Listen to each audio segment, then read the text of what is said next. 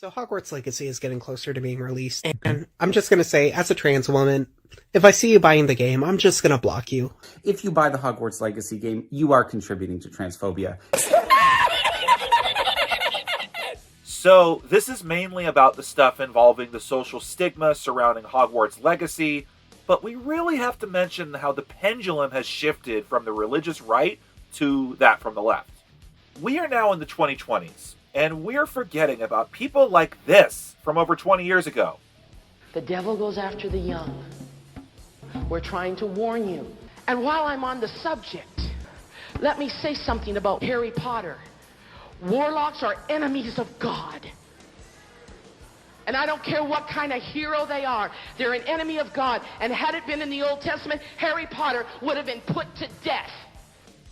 And I was going to a private Christian school from 1999 to 2004. And yeah, I did encounter people like this.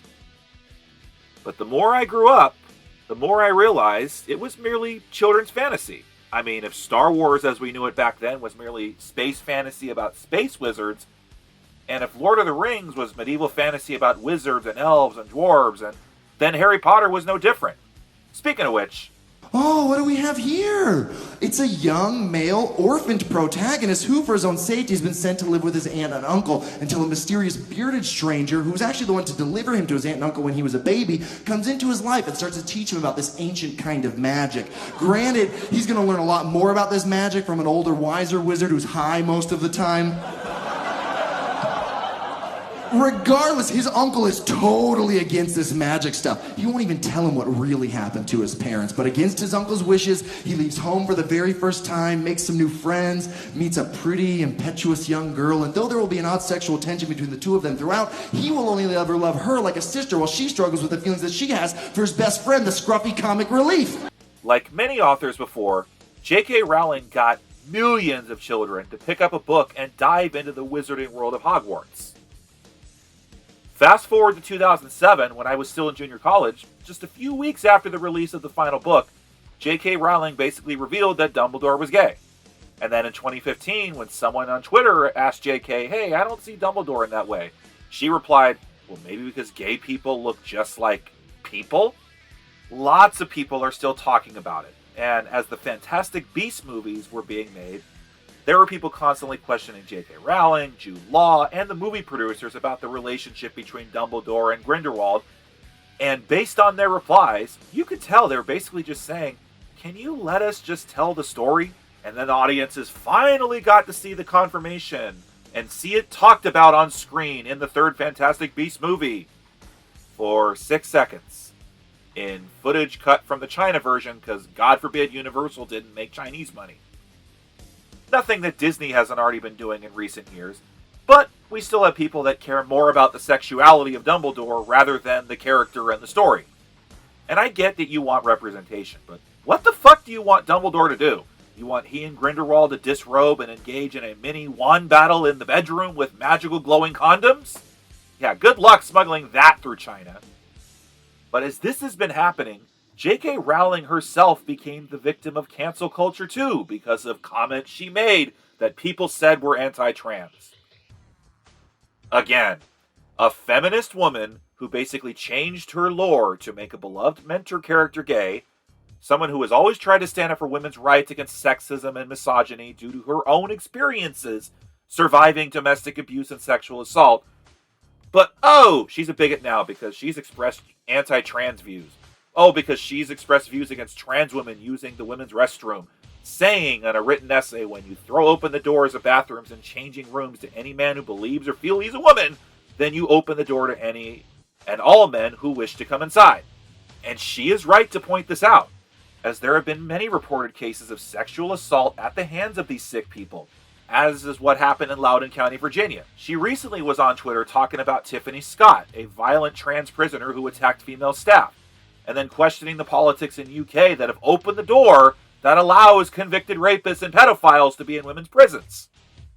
But her actions on Twitter and online over the past few years have gotten a lot of people to throw insults her way, including death threats. Even people like Emma Watson and Daniel Radcliffe, people who wouldn't have a fucking career if it wasn't for her books, have been quick to throw her under the bus. And now, if you enjoy Harry Potter, you support a transphobe.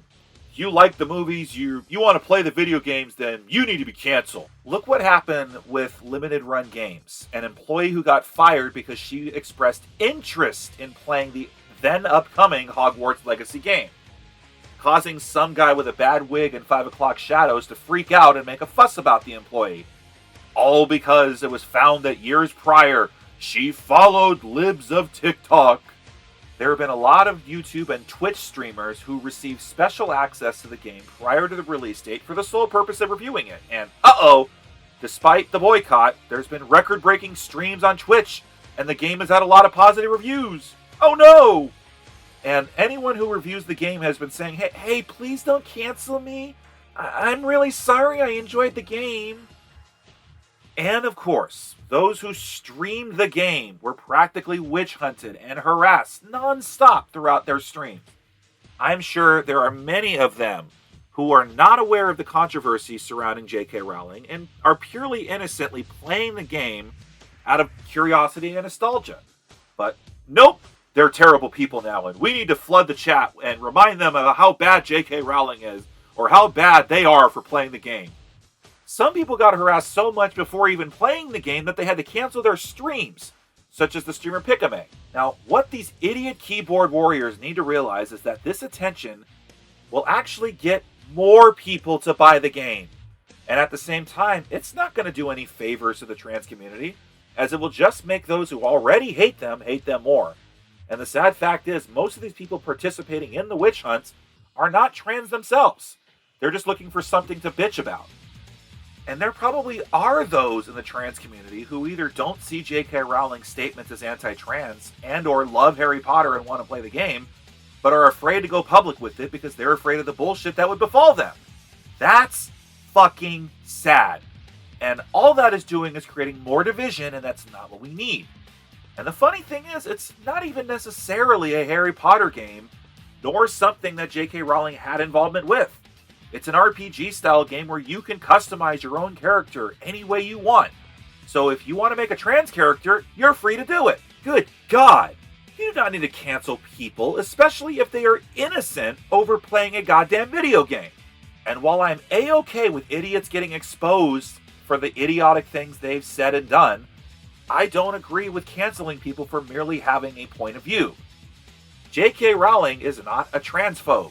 Harry Potter and Hogwarts are not icons against the trans community, and this video game is not vindicative of that hatred. J.K. Rowling has only been trying to stand up for women's rights, and even Eddie Izzard, one of my favorite comedians who is trans, has said she doesn't think J.K. is transphobic, and encourages people to read Rowling's written work about the topic. Now, as I've said many times, you do not have to agree with an artist or celebrity's political interests, and you can still respect and enjoy their work. But if you choose not to because you disagree with their views, that's fine. But don't attack other people for it if they don't follow the same path you took.